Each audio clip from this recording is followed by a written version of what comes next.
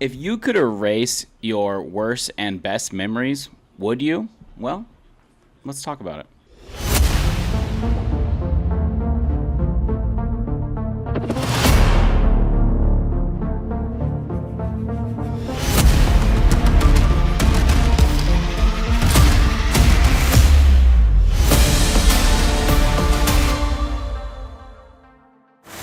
Welcome back to the Clean Slate Video Club. I just peeked a little bit. Sorry, editor Daniel. But yeah, we're doing Jim Carrey month over here at the Video Club, mainly because of his face. We're just really concerned about this guy. Is it a doppelganger? Is it a clone? Is it someone in costume? Stand-in, yeah. Did he just get plastic surgery like everyone else is? Was it really Jim Carrey? Let us know. Answer that. Or maybe the real Jim Carrey is the Jim Carreys we met along the way. Yeah, maybe Jim Carrey lives in here and not out there. Word. Jim I believe Carrey that. will forever be here. That's crazy. Anyways, okay, yeah. guys. We watched Eternal Sunshine of the Sunshine Spotless Mind. of the Spotless Mind. That was crazy. Are you my doppelganger? Yeah, dude, we should have got we should have got plastic surgery for this episode. Okay. Why get plastic surgery when you could just go on Ozempic? Cheaper. These are the questions nobody's asking. Or why not both? Anyways, let's hear that log line. All right, guys. Before we read the log line, if you haven't subscribed, do yourself a favor. Subscribe and give us a follow on social everywhere. Okay, when their relationship turns sour, a couple undergoes a medical procedure to have each other erased from their memories forever. Yeah. I kind of said that word weird. It's erased, not raced. So erased from their memory forever. Anyway. You're chilling. Yeah, this movie has quite the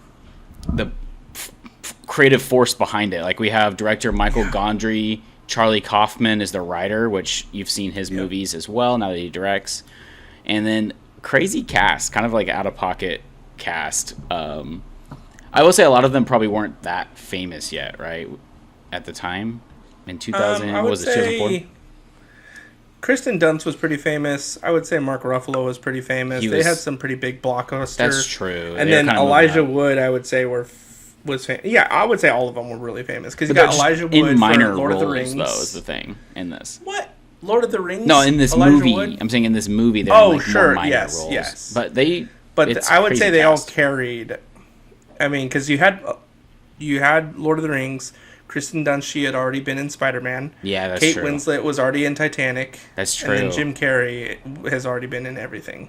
So I would say that you're right. That mix is pretty big. Still. They were ready for the Oscar. They were fighting for it. Mark Ruffalo, I'd say, he would probably be the least famous out of all of them, but he was also kind of like a heartthrob in like 13 going on 30. He was like hot. And different things like that. Yeah, so I'm sure he was not as big as the others. Jim Carrey was kind of doing more comedy at this point, too. He wasn't really doing... like Ace Ventura.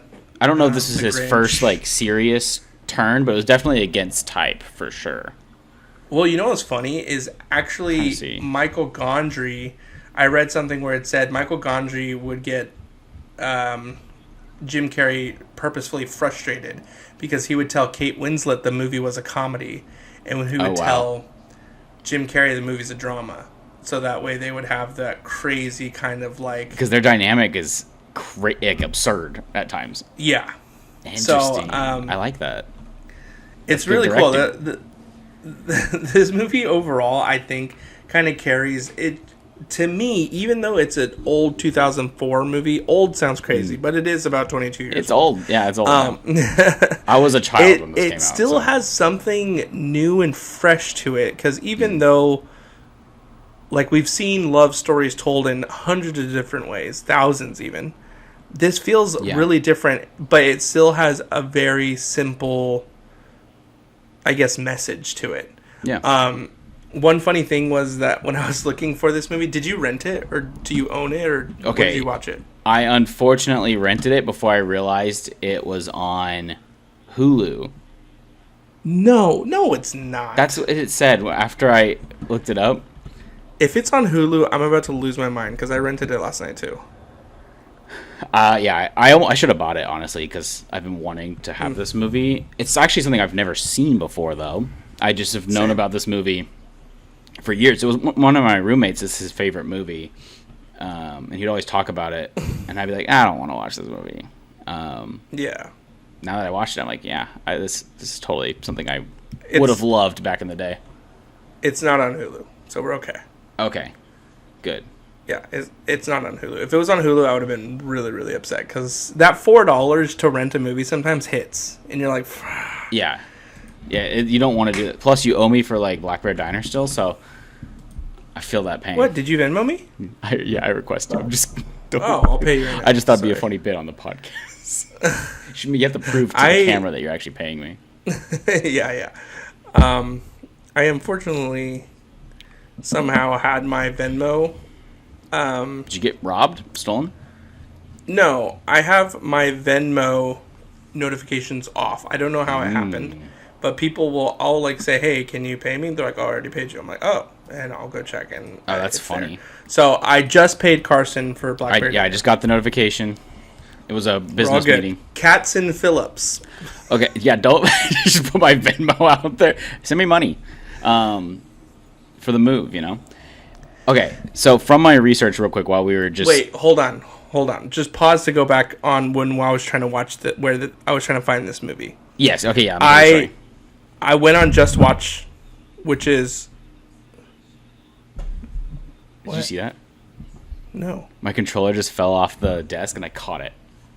Oh, nice. Like freaking Spidey-Man. Maybe you're Spider-Man. I love that's the first superhero we always... Bro, we're like 8 minutes in. We have not talked about this movie. Okay, tell your story. Okay, so when I was looking up this movie, where to watch it, I was like doing everything I can not to rent it. Because, again, that $4 will hit. And I was like... I was like, dang it. But then on my Google TV, it said the movie is on IQYI. Which I was like, I've never heard of this streaming service before, but it was free. So I downloaded the streaming service, and I went on to it, and I'm not joking, it's like this Asian streaming platform, because it's all anime or drama Asian movies, and it's just like, there's nothing else besides Asian films. And then this movie? Like, and then I just was like, there's no shot this is on here. But because Asian films tend to have bustier things... just with like anime in general, it was just really bad typing in Eternal Sunshine on the search bar, and the movie never came up. So I was like, I'm getting out of this app. It's funny that you say that. Renting it. For some reason, when I rented this movie, it had Korean subtitles automatically, and I had to turn off and change them to English. And I was like, did I watch something? Maybe they own the movie. That's crazy. It's weird that it's not on anything. I did some research. It does seem like this is not his first serious movie, as there are a few others where he was kind of inching towards serious. But this is probably the most straightforward drama. Because he already did like The Truman Show, which is a funny movie, but it also is kind of serious. And then the movie we're reviewing next week is Man on the Moon, which is also kind of leans more drama than... the kind of comedy he was doing, like Liar Liar or whatever. All right, guys. So here's where we rate on 5 categories. So acting and performances, story and writing, cinematography and visuals, editing and pacing, and then our overall effect of this movie. Yeah. So starting off strong, acting and performances, what did you think, Carson? I mean, we kind of talked about how great this cast is, even in like minor roles. So I think the acting in this is honestly really good.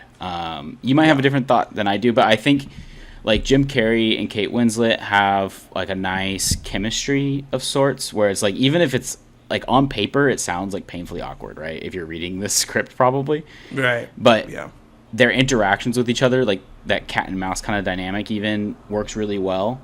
I do kind of wish maybe this might be more in the plot or writing, even that Jim maybe had a few more moments of anger towards her, or maybe like some kind of like more extreme reaction, because he does a few times, but it's so limited. And I get that might even be the point of like how his character is compared to Kate Winslet's, but I was just kind of wanting him to maybe up it a little bit.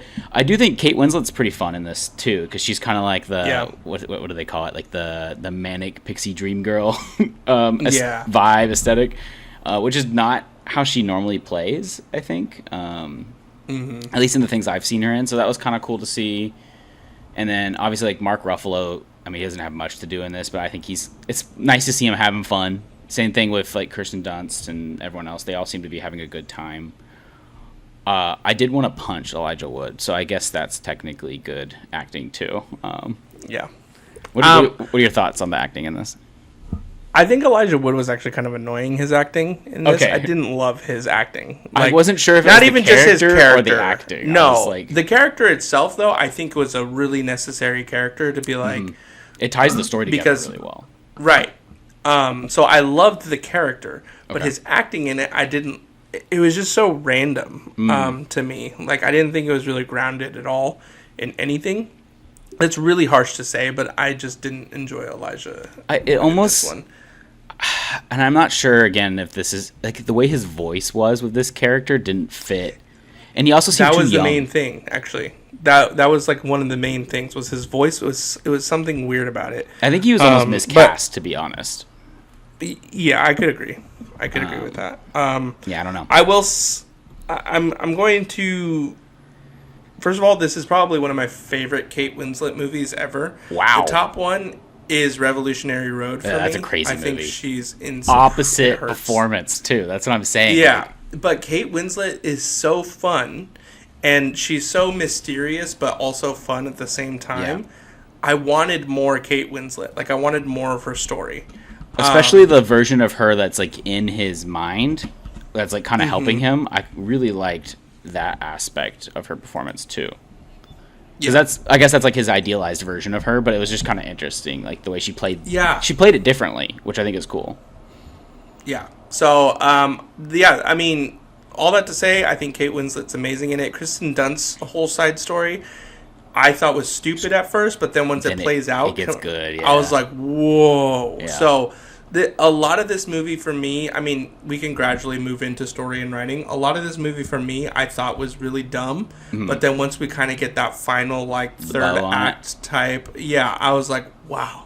And Beck and I were pretty, like, struck by this movie. Yeah. It's a thinker, but it's also just like at the same time, a journey in and of itself. Yeah, it's like a vibe movie at the same time. So acting and performances, I'm going to give it 3. No, I'll give it 4 out of 5. Yeah, I'm going to give it 4 out of 5, mainly because of Elijah Wood. And obviously some of these actors I've seen do better work. Yeah. This is some of Jim Carrey's best work, though. I think I've seen him maybe do a little bit more interesting roles before, but he kills this. So yeah, I was going to say, I wasn't super impressed by his acting in this, but I don't think it was bad. It's just more subdued, so you're like, oh, he can tone it down. Yeah, but when he plays the kid, I mean, you see the classic. That was Jim Carrey, and then there's like a couple moments where he moves his face all weird, and I'm like, okay, Jim, it was fun. I see you. Yeah, it was a lot of fun. Okay, so 4s for us on acting, story, and writing. I really like the script. I think it comes together really well. I love that the opening. Okay, it's, I guess, to kind of clear the air. This is not a traditional script at all. Right. It does not take place in chronological order. It's very nonlinear, which I'm a fan of. I know it's been done a lot now, nonlinear storytelling, and it depends on you personally, I guess, if that's the kind of story that you enjoy. It can get old for some people, and it didn't really with this movie for me, especially if you put yourself back in time in 2004. Like, for a mainstream movie, I mean, mostly mainstream movie, to have this kind of structure, I think, is really fascinating. So as far as like that writing aspect of it goes, like how the movie begins, where it ends, love that. That was like poetic for me. Enjoyed that. And it also does like the science fiction, like this high concept idea in a way that doesn't feel obnoxious. It almost reminds me of like Black Mirror, where it's like you'll have these crazy ideas, but it feels grounded in reality still. So I appreciate that. And then obviously the deeper story and like the story of their relationship and the falling apart of that, and then just ideas of how we think about memory and relationships, whether they're doomed or not doomed, stuff like that, I think all work really well in this story setting. So for the plot, the story, I'm going to give it a 4 as well on this one. Okay. Yeah, I think for me, this was a story, and like the writing of it was, it's a big swing. and if you miss, you miss really I know, hard. But you're right. I think they knocked it out of the park with this one, and it shows that taking the risk sometimes in terms of telling, like the way that you tell the story and the story in general, just like the sci-fi portion of it. Yeah. Like, they took a risk on it, and I think they had the right people in for the writing and directing of it to kind of really pull it together. So for me, if I almost want to give it a 5 for the writing of it. I know. I can't give it a 5, though. Maybe I'm going to change my 4 to a 4.5. Okay, but so if we were doing halves, I would do a 4.5. Like, no movie is perfect, but this is dang near close, man. It's dang near close. So overall, I think there was moments in the movie where I was like, this isn't gonna work, but then we move on to like even the way the cinematography holds this film up it's just so crazy. So if it's not solely based on the story and writing, this movie as a whole really kind of holds its own through the acting, like the 3 pillars: the writing, the acting, and then the visuals of it. So there's not like one aspect like pulling in the movie forward. Like, we just watched Project Hail Mary, and there's aspects of that movie that keep it highly rated in my mind, whereas other things kind of drag it down. But this is kind of equal, I think, as far as this like is quality really goes. balanced. Yeah. Okay, cool. So moving on to cinematography and visuals, as we're starting to talk about it, this movie, the way that they shoot the like practical effects in a lot of the different scenes was just so cool to me. Yeah, you like, said you found some interesting stuff about it, right? Some facts. Yeah, so this is one of those things that I would say like this does more in our recent day and age than like Citizen Kane, because Citizen Kane, everybody reveres the way that they shot it and like how they cheated effects to like make it achieve certain things, unachievable things. Yeah, exactly. And I would say this equally, if not more so, does things, and it does things at a higher level too. Interesting. So with one of the scenes when he's going through the spotlight, and he's going through like the first initial visit with the doctor, and then the camera pans from Jim Carrey to the doctor to Jim Carrey dream version, and then back to doctor, and that was actually a real practical effect where Jim Carrey would take off his hat and jacket, sit in the other seat, and then he would just be listening in dreamed Carrey, and then he would go back to the doctor. Jim Carrey would put on his beanie, and he did it like 3 times in one scene. I can't even stuff imagine. like that. Right, and then I think they said they only used CGI in the movie twice. Really? Which is insane to think about. When? Do you know when? So the first one was the falling car. That makes sense. That looks good, though. That's a great falling car. Yeah, but, so one of the goofs in the movie was that as Kate Winslet is walking, there's like a couple of frames where her leg is gone. Oh, really? I didn't even know. The car falls. Yeah, neither did I. I mean, it's kind of an older film, so you can't really notice things like that. Yeah, but and then even later in that sequence when he's like running back and forth between the lampposts and things like that, like you can just tell. I want to know how they did that part, but like you can tell that really wasn't like computer generated. Like that might have been an editing savvy thing that they did. Yeah, that could be. But the way that they filmed it, I mean, they filmed it to go the right way. Anyway, so there's a lot of different things in this movie. I think the other CGI part would have been the house falling apart. That makes sense. But it probably was a mix of like practical and CGI is my guess. Because it looks pretty decent for like this old of a movie. That looked really good to me. But all the sets and stuff, even like the futuristic kind of sci-fi stuff they have, everything looks so real. So that makes sense that they were just using camera tricks and whatnot. That's really cool. Yeah, anyway, so with cinematography and visuals, I'm actually going to go 5 here. I'm going to go 5 too. You know, we're just gonna agree on this review. Copy me. Yeah. We're gonna agree on literally every category. I also just want to highlight too, like the camera work is really cool in this movie. A lot of it feels like handheld style, very indie film, but not too indie film where you're like, what am I watching? And like even like you were mentioning that hospital scene, but I liked how they were just lighting it with like a flashlight. Basically, it looked like at one point, and it looked like a found footage horror film, but it looked so cool. And kind of like if you think about, it feels like there's horror dreams, too in this. It does. Oh, 100%. This is, you could re-edit this as a horror film if you really wanted to, which I love. Yeah. But yeah, I think they did such a great job, and it doesn't. like when you get into like dreamlike visuals, it can get a little stupid sometimes, or it just goes too far. This doesn't go that direction because if you think of your own dreams, this kind of feels like that often.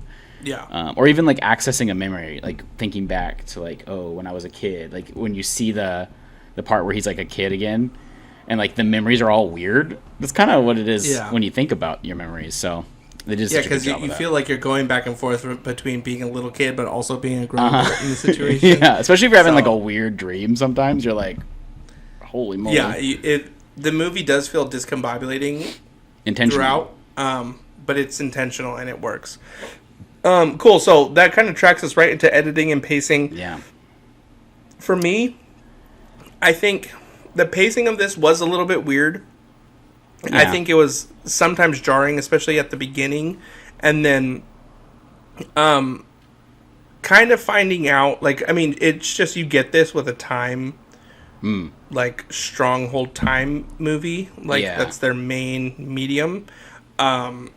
And so it does take a little bit to kind of figure out what everything is going on in it, which that's the only problem sometimes that I have with time films is because then you miss out on dialogue, you miss out on subtle clues from camera work because you're trying to figure out where we are, what's happening, where we're at, what time in the timeline are we in.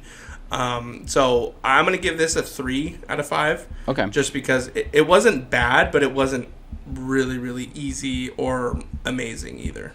I'm gonna give it a 4 because I was tracking pretty easily personally. I think maybe it's because I knew the concept of the movie already, though. I don't know if you did. Yeah, but I didn't until like midway through. I was like, "What is this concept?" yeah. If you didn't know at all, this would be such a confusing movie to watch. But I knew that like they did some kind of procedure to remove memories. But something I picked up on, and others have as well. So this isn't just me coming up with this, but the kind of the pacing of it and the editing of it almost tracks, and this could be in the writing as well, along with like the stages of grief, if you look at it that way. You could see like the different stages appearing throughout the film. Like he has like that anger phase or like the rejection phase and all that stuff. So I thought that was kind of interesting as well, and it makes me want to rewatch it thinking of that more, because I didn't pick up on that until about halfway through the movie. I was like, this feels kind of like familiar. But yeah, I think it worked for me. There was no really any hiccups as far as the editing goes. Okay. I do feel like the ending could have been trimmed a tiny bit. I will say that, but I also don't know where I would trim it. So I actually would have added more to this movie because it's only an hour and 45 minutes. Like it's relatively short. We love a short movie. But okay, moving on to overall impact, I definitely would have used Kristen Dunst, or kind of like find a way to make the, like, I guess, like her story more important. Well, make the procedure for good, because like in the entire time I'm thinking about this movie, I'm like, I wish I could go back and kind of remember certain things that I feel like were special and important, because at the end of the film you start to realize that when Jim Carrey doesn't want this to continue happening, it's because he's losing those memories of what made her so special to him. And it changed him as a person, too. Exactly. And so for me, I was like, I wish with Kristen Dunst's character, she would have almost formatted it to be like, let's access, like, almost like, instead of helping couples break up, helping them stay together and remembering why, like, they... Well, even, like... Because at the end, she gives them the tapes back. Yeah, spoilers. Okay, yeah, at the end of the movie, they get these tapes back of them recording themselves and about why they're getting the procedure. And it's funny and painful and sad all at once, because they're like listening to these tapes with each other of them saying like, she's a piece of shit, or bleep that, and all this stuff. So they have these tapes, and they're not edited or anything. There's just like horrible things that they're saying about each other, mixed in with some good things too. So it's kind of funny that, I don't know. I think the ending of this movie is perfect though, where it does end up. And you could, I think what you're doing is kind of speculating like what could happen after, right? Like this could be like the future of this procedure, which is fun to kind of speculate. But I do think the ending is like perfect. Like I have no idea. Yeah, I wouldn't ding off any points because of like what I think that they could have done also, like a yes and Yeah. type of deal. A spiritual sequel to this, though, exploring like the ethics of this kind of procedure would be really fascinating, especially with like what happens to Kirsten Dunst's character is pretty like messed up, like unethical if you think about it. So, or even what Elijah Wood is doing is pretty messed up. I would say more Elijah Wood. I don't know if hers was unethical. I mean, she wanted it. That's fair, but there's some like interesting dynamics there. We'll just say that. Sure. But yeah, I think I'm telling you, a Black Mirror episode covering a similar idea would be so killer. Yeah. All right, guys. So that is going to be Eternal Spotless Sunshine of the Mind. Eternal Sunshine of the Spotless Mind. The sunshine of my mind. So we have another Jim Carrey movie coming out next week. So guys, stay tuned if you want to know more about Jim Carrey and his more serious side of things. But we are going to get going. Guys, if you haven't yet, go subscribe. Go follow us on wherever you find social. And we're going to be posting more and more. And we got a lot of cool things planned for this year. But thank you so much for stopping by. And be kind, rewind. Peace. Peace.